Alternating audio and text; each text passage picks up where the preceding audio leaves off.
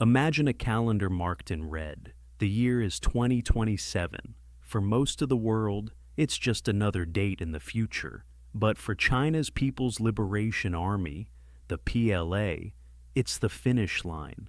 A deadline set years ago, a point on the horizon where Beijing expects its military to be strong enough, modern enough, and prepared enough to invade Taiwan if it chooses. This isn't rumor or speculation. It comes directly from the highest levels of U.S. defense intelligence. In 2021, Admiral Phil Davidson, then the commander of U.S. Indo-Pacific Command, warned that China was preparing to have the capability to invade Taiwan by 2027. The Pentagon has echoed that warning, and China's own military modernization goals align with that same date. So, what's so special about 2027? To answer that, we need to rewind. The 100-Year Plan. In Chinese political culture, anniversaries carry enormous weight. In 1949, the Chinese Communist Party seized power and founded the People's Republic of China. 100 years later, in 2049, Beijing has promised the great rejuvenation of the Chinese nation. That means reclaiming what it sees as lost territory, restoring its rightful place as a global power, and erasing what it calls the century of humiliation. Taiwan is at the heart of that mission. From Beijing's perspective, Taiwan isn't a separate nation. It's a breakaway province that must be brought back under mainland control. For the Chinese Communist Party, reunification isn't just about territory. It's about legitimacy, power, and destiny. But 2049 is still far away. Why the urgency for 2027? Military deadlines. The answer lies in China's military roadmap. In 2017, Xi Jinping, China's leader, set two major deadlines for the PLA. By 2027, the military should achieve a world-class level of modernization. By 2035, it should be fully mechanized and capable of joint operations equal to Western powers. That 2027 benchmark became a target, not just for building better ships and jets, but for preparing to solve the Taiwan issue, if needed, by force. U.S. officials call this the Davidson window, a time frame between now and 2027 when the risk of a Chinese invasion is at its highest. Why? Because by then, Beijing may feel confident it has the tools to succeed, but the West may not yet be ready to stop it. Why Taiwan matters. For China, Taiwan is more than a political symbol. It's a geostrategic jewel. Control of Taiwan would give Beijing dominance over the first island chain, the line of islands stretching from Japan through Taiwan and down to the Philippines.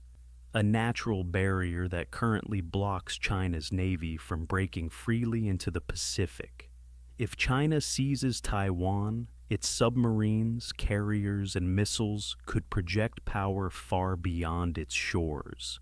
That would put Japan, South Korea, and even U.S. bases in Guam at direct risk. It would tilt the balance of power in Asia, maybe permanently. There's also the economic factor. Taiwan produces around 60% of the world's semiconductors and over 90% of the most advanced chips used in smartphones, AI, and military systems. Whoever controls Taiwan controls the beating heart of the modern tech economy. So, for Beijing, reunification isn't optional, it's existential. And for Washington, defending Taiwan is about more than democracy. It's about keeping the global order intact. The rising pressure. In the past 5 years, China has stepped up military pressure on Taiwan. near-daily incursions of Chinese fighter jets into Taiwan's air defense identification zone, massive naval exercises rehearsing blockades and amphibious landings, cyber attacks targeting Taiwanese infrastructure. These aren't isolated events, they're signals, warnings to Taiwan and to the world that China isn't bluffing. Every drill, every incursion, every missile test brings the countdown closer. And on the other side of the strait, Taiwan isn't sitting idle. The island has been strengthening its defenses, buying advanced U.S. weapons, and training its population for a possible invasion. But the gap in size and firepower between Taiwan and China is enormous and growing. The American dilemma. For the United States, Taiwan is a strategic line in the sand. Officially, Washington follows a policy of strategic ambiguity, not promising to defend Taiwan, but not ruling it out either. In practice, however, U.S. forces train with Taiwanese counterparts, supply weapons, and prepare for the worst. The question is, by 2027, will America and its allies be ready to stop China if Beijing makes its move? Or will the world find itself outpaced by China's growing power? As the clock ticks toward that deadline, the pressure builds on all sides. In Part 2, we'll dive into what a Chinese invasion might actually look like, the strategies, the risks, and the potential outcomes of a war over Taiwan. If Beijing ever decides to make its move, it won't look like a sudden, surprise blitz. It would more likely begin with a carefully choreographed sequence, a hybrid war that mixes intimidation, disruption, and overwhelming force. So, how would a Chinese invasion of Taiwan actually unfold? Phase 1. Isolation. The first step wouldn't be bombs or bullets. It would be isolation.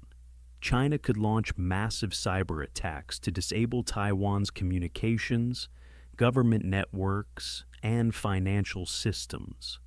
Airports, hospitals, and power grids could be shut down with a few lines of malicious code. At the same time, China's Navy would likely blockade the island, cutting off shipping lanes. Taiwan imports most of its energy and much of its food.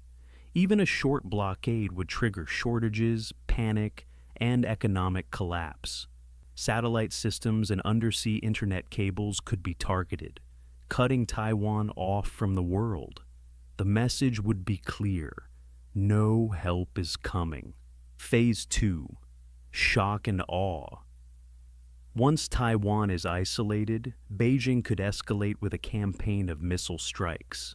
Dozens, perhaps hundreds of short and medium-range ballistic missiles could rain down on air bases, radar stations, ports, and command centers. The goal wouldn't be to destroy every target, but to paralyze Taiwan's ability to coordinate a defense. China has the world's largest arsenal of ballistic missiles, many specifically designed to overwhelm Taiwan's defenses and deter U.S. intervention. At the same time, waves of fighter jets and bombers would enter Taiwan's airspace, testing its air force and exhausting its pilots. Phase 3. Landing the blow. After softening the island, the real test would come. An amphibious invasion. This is where the challenge lies. Crossing the Taiwan Strait, about 100 miles of open water, is one of the most difficult military operations imaginable. It would require tens of thousands of troops, hundreds of ships, and air superiority. China has been building specialized landing craft, amphibious assault ships, and helicopters designed for exactly this scenario. But the risks are enormous. Rough seas, Taiwan's rugged coastline, and well-prepared defenses could turn an invasion into a bloodbath. Taiwan has invested heavily in asymmetric defenses, mobile missile launchers, sea mines, anti-ship weapons, and small mobile units that can strike and then disappear. The goal isn't to match China tank for tank, but to make any landing as costly and slow as possible. Phase 4. Holding the island. Even if Chinese forces managed to land, the fight wouldn't be over. Taiwan has a population of 23 million people, many of whom are prepared to resist occupation. Urban warfare in cities like Taipei and Kaohsiung could drag on for weeks or months. Occupation would be costly, brutal, and risky. And all the while, the world would be watching. The U.S. and Allied response. Here's the biggest question. What would America do? Washington has never given a clear answer. But in recent years, U.S. presidents have hinted more openly that America would defend Taiwan. That could mean sending submarines, carriers, and missile systems to strike Chinese ships and aircraft. Japan, with its bases just a few hundred miles away, would almost certainly be drawn in. Australia, South Korea, and even NATO allies might follow. The danger is obvious. A war that begins over Taiwan could spiral into a global conflict. A clash between nuclear-armed superpowers fought across sea, air, space, and cyberspace. Why this matters. Now, this isn't just theory. Every year, China rehearses elements of this invasion plan. Amphibious landing drills, missile salvos into the Taiwan Strait, cyber probes of foreign infrastructure. The point isn't to hide its intentions. It's to remind Taiwan, the United States, and the world that Beijing sees reunification as inevitable, and that it's building the tools to make it happen. But here's the catch. Invasions don't always go as planned. History is full of leaders who believed their armies could win quickly, only to find themselves trapped in wars that spiraled out of control. That's the risk China faces in Taiwan, and it's why the world is watching 2027 so closely. History is rarely written in advance, but when it comes to Taiwan 2027, analysts see three main scenarios. China invades and fails, China invades and succeeds, or China never invades at all. Each one would reshape the world in ways we can only begin to imagine. Scenario 1. Invasion and failure. If China attempts an invasion and fails, the consequences would be catastrophic. Failure could mean staggering casualties among Chinese troops, destroyed ships, and wrecked aircraft. Taiwan's defenses, backed by U.S. and allied forces, might hold just long enough to break the invasion's momentum. The political fallout in Beijing would be immense. Xi Jinping has tied his legitimacy to national rejuvenation and reunification. A failed war could fracture confidence in the Communist Party itself. Domestic unrest, economic collapse, and political instability could follow. Internationally, a failed invasion would humiliate China. It would strengthen U.S. alliances, embolden Taiwan's independence movement, and trigger sanctions on a scale larger than anything seen with Russia. In short, a failed invasion could derail China's rise for decades, something Xi knows, and why some analysts argue the risks of invasion might outweigh the rewards. Scenario 2. Invasion and success. But what if China invades and succeeds? Taiwan falls. Chinese forces secure the island, suppress resistance, and declare reunification complete. The global balance of power would shift overnight. The U.S. would be seen as unable or unwilling to stop Beijing. Allies like Japan, South Korea, and the Philippines might lose faith in Washington's guarantees. Control of Taiwan would give China dominance in the Western Pacific. its navy could break into the open Pacific, threatening sea lanes and U.S. bases across the region. The first island chain barrier would be broken. And then there's the economic shock. Taiwan is the beating heart of global semiconductor production. If Beijing controls it, the West could face shortages of the chips that run everything from smartphones to fighter jets. Global markets would convulse. Most importantly, a successful invasion could embolden China to go further, pressuring other neighbors, rewriting rules, and challenging U.S. power more directly. The world order built after World War II would begin to fracture. Scenario 3. The invasion that never comes. There's also another possibility. China never invades. Instead of launching a war, Beijing may choose a strategy of coercion and pressure. Cyberattacks, economic blockades, disinformation campaigns, and constant military drills designed to slowly strangle Taiwan's resolve. By wearing down Taiwan's willpower, dividing its politics, and intimidating its allies, Beijing could hope to achieve reunification without ever firing a shot. For the U.S., this might be the most difficult scenario. Without a dramatic invasion, Washington would struggle to rally global support. Sanctions and military responses are harder to justify in a gray zone conflict that unfolds slowly. And for Taiwan, it would mean living in constant limbo, not at war, but never truly at peace. The point of no return. All three futures, failure, success, or stalemate, share one thing in common: enormous risk. The closer we get to 2027, the greater the chance of miscalculation, a military exercise mistaken for an invasion, a missile test gone too far, a cyber attack that spirals out of control. These are the kinds of mistakes that start wars. Wars no one wants, but no one knows how to stop. That's why analysts call 2027 the point of no return. It's not just a deadline for China's military readiness. It's a deadline for the world to prepare, diplomatically, militarily, and psychologically, for what may come. The global stakes. Why does this matter for the average person, thousands of miles away from the Taiwan Strait?